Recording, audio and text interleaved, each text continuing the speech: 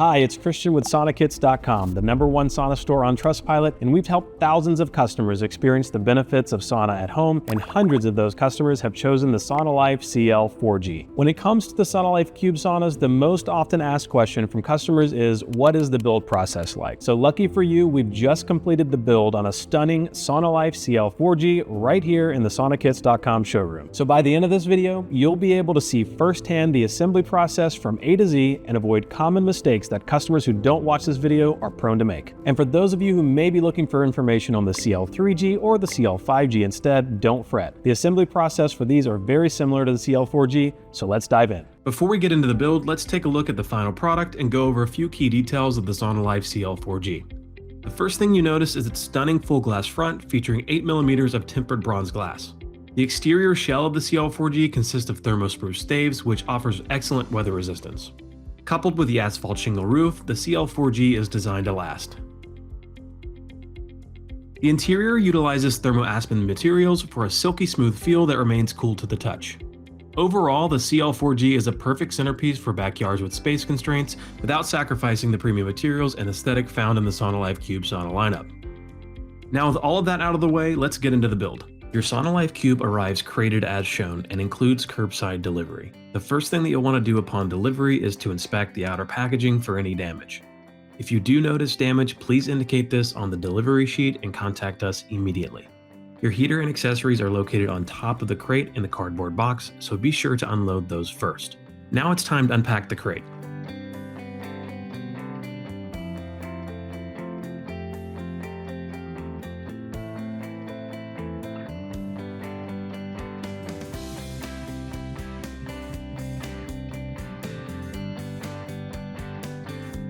You'll find it helpful to organize parts together near your build site as you unpack. As you go, ensure that all parts listed in the installation manual are included in the crate.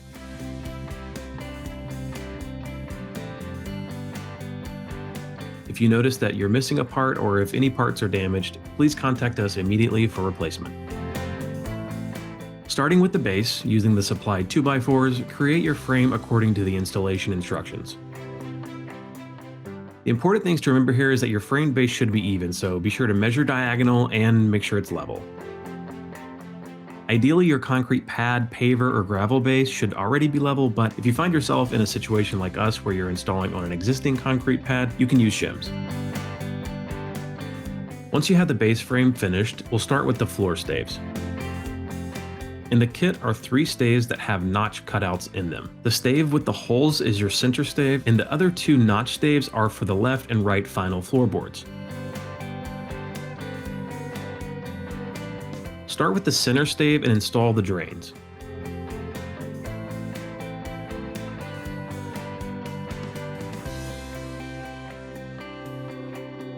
Then align the stave's center using the notch, as well as measuring to ensure the overlap on the front and back are correct according to the instructions.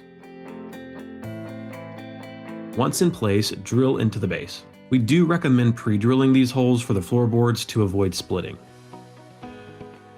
One tip here, make sure you countersink your screws a bit so that they aren't sticking up out of the stave. You'll thank yourself later by avoiding stepping on a hot steel screw while you're in the sauna. Once you have your center stave in place, start working your way out left and right of center. Be sure to use a wooden mallet for a tight fit. As you're working your way out from the center, be sure to reference the screw pattern shown in the instruction manual. We started out by drilling each stave into the base, and while it doesn't really matter, it's not required to do so. The fewer screws inside the sauna, the better.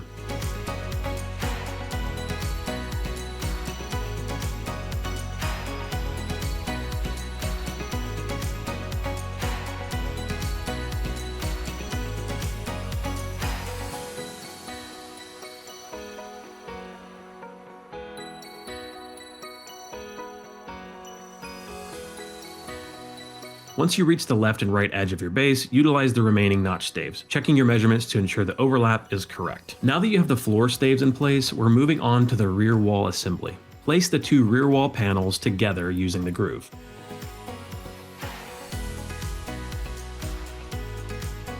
Install the edge pieces and ensure the panels are tightly placed together using a wooden mallet. Connect the rear wall assembly panels together using the support board.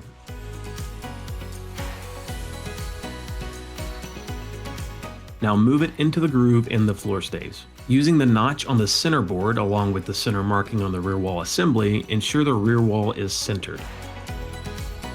Once in place, drill from underneath to attach the assembly to the floorboards.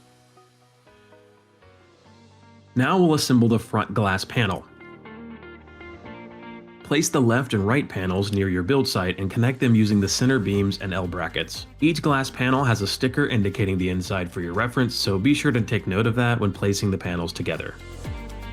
It's important to make sure everything is nice and even here, or you're going to run into issues later with the door assembly. Attach the support board across the front wall assembly, ensuring that you don't drill into the glass panels. Move the front wall assembly into place, ensuring center,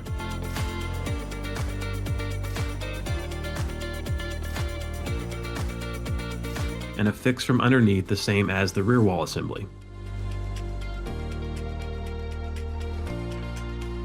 Finally, use 2 staves to create a support brace for the front and rear panels. We'll remove these in a later step.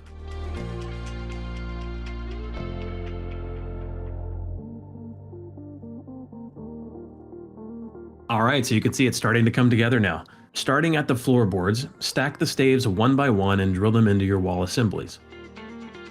We recommend not drilling your screws all the way to allow a bit of breathing room. The screws that are drilled during this step are all going to be removed in the next step. Their purpose right now is to keep the staves in place until we attach the ratchet straps. As you're placing your staves, be sure to use a wooden mallet so that the boards are installed tightly together. The better the fit, the better the final look on the interior and exterior of your sauna. Once you reach the support staves, take those off and continue adding staves until you've reached the center.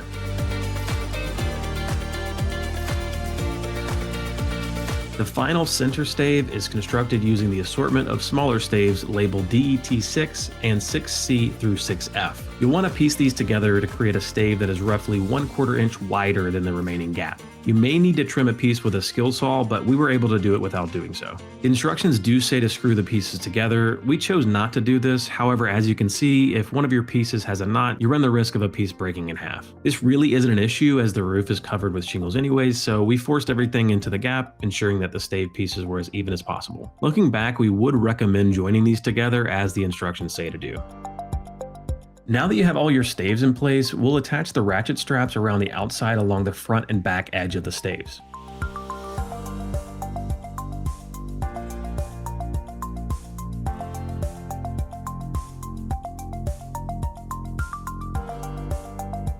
Be sure that your straps leave room for the steel bands to be installed over where the screws are currently located. Completely tighten your ratchet straps so that they hold the structure together. Once in place, you can begin removing the screws from the side and top staves.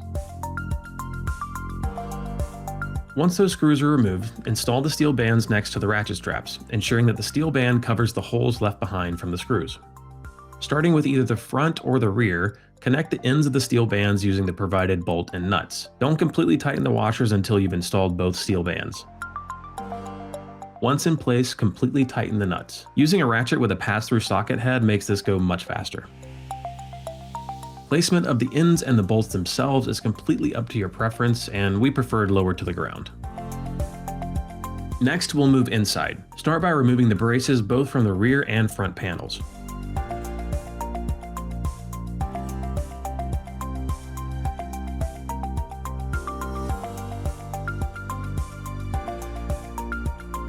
Install both vents on the rear wall.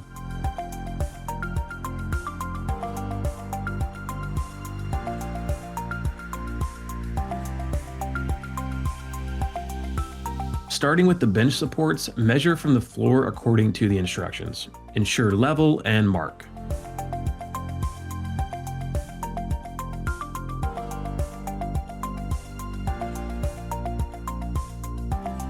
Pre-drill the holes and drill into place on the side walls.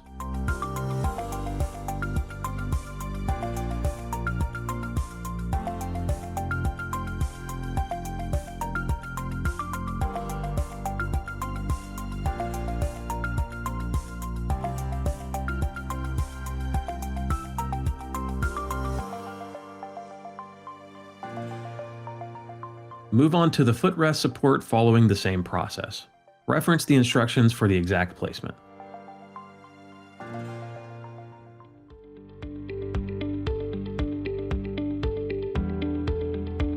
What's really important here is ensuring that the supports are level. Bring in the bench, ensure center and level, then drill into the wall and bench supports, pre-drilling as you go.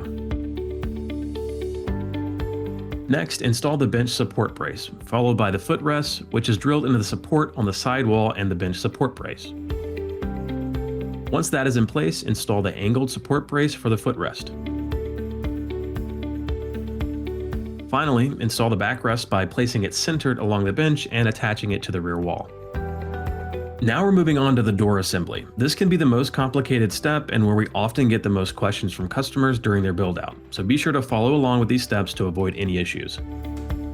The first thing that you'll want to do is place the door on the ground with the door opening facing up. Then place the outer frame labeled 21C and 21D in the instruction manual around the door frame. We'll refer to this as the outer frame, and the door frame itself we'll just call the door frame.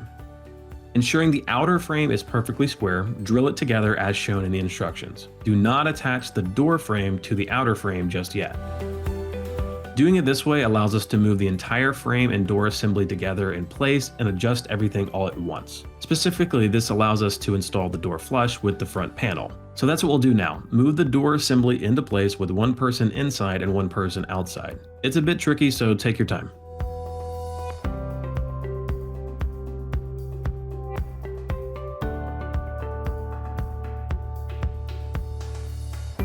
Once in place, we're going to ensure the door is flush with the outside, so use a wooden mallet here as needed.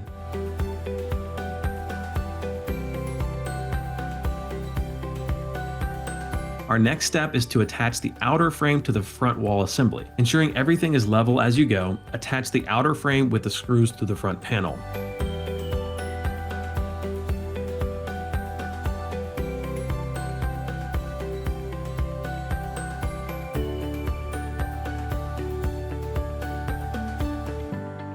Once the outer frame is attached, we'll move on to attaching the door frame itself to the outer frame that we just installed. Drill from inside of the door frame through the pre-drilled holes into the outer frame.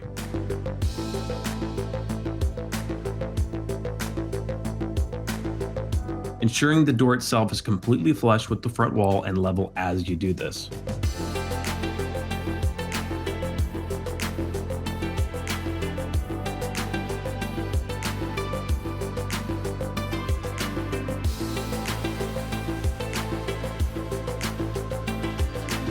Check to make sure the door opens and then attach the door handle. The instructions have you install the door trim next, and you can do that now if you'd like, but we install the door trim later along with the fascia.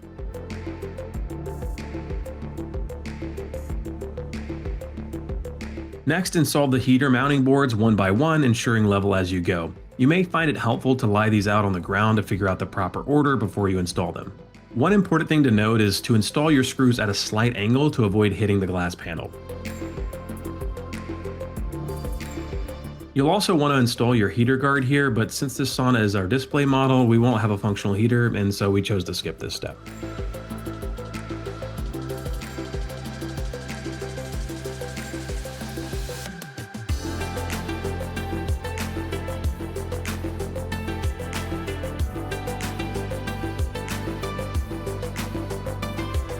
Measure and install your drip edge on both sides.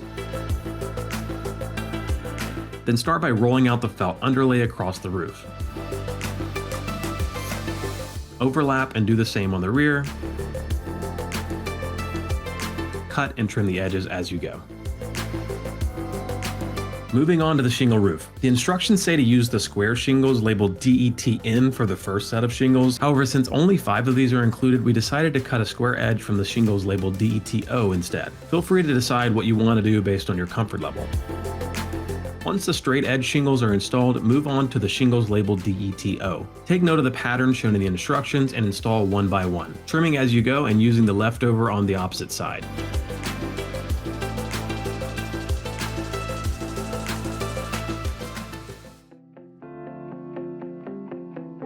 Overlap the edges a bit and trim as you go to ensure the front and back are as flush as possible. Repeat on the other side, and once you get to the top, install the square shingles to create a roof ridge. Trim on the front and back, and then you're done with the roof. Lastly, we'll install the front and rear fascia. along with the door trim if you chose to skip that step earlier. A few things to keep in mind with the fascia: placement can be a bit difficult, and ultimately the final placement of the fascia is completely cosmetic and up to you. Placing the trim further out will have a larger gap in between each piece, and further in, less of a gap.